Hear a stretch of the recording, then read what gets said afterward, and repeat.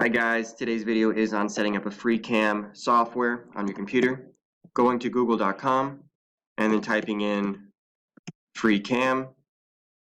You're going to click this first link on freescreenrecording.com, enter in your email, click download, and after you follow the instructions to download and set up a shortcut on your desktop, the shortcut is going to look like this, FreeCam.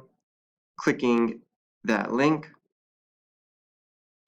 this is going to pop up. To create a new recording, you click new recording, click and drag the edges of the screen box to screen record your whole screen, or if you don't want to you only want to record a certain portion of your screen, you can make it smaller. But here I'm going to record the whole screen. The red button on the bottom left starts a new recording. So now I'm recording the whole screen. I'm going to end that real quickly and show you some features of FreeCam. So this is your mic right here. This shows me this levels that my mic is on. Make sure the mic is on. I can't tell you how many times I've recorded something and my mic not be on.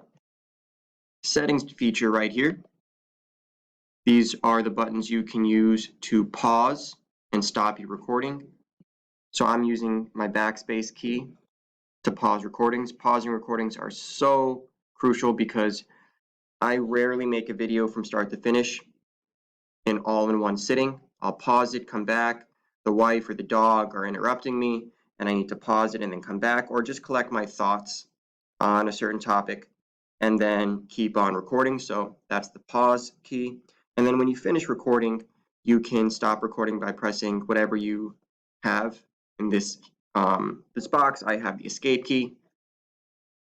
I'll save those. So if I want to record and then clicking the backspace, you could see my outer edges are black. That means it is paused. Clicking the backspace key again, it is now recording in red. Clicking escape ends my recording. And now that my recording is ended, I have several options. I can upload it straight to YouTube if I have a YouTube account. And then I would share that link with my students on Schoology or via Edpuzzle.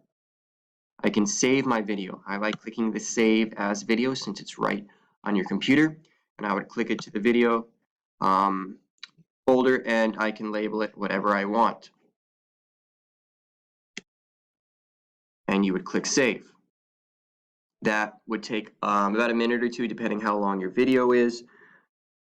And then you can then take that video that is saved to your computer, upload it to YouTube then, or upload it to Edpuzzle, share with your students, and there you have it. There is no time limit on this FreeCam software.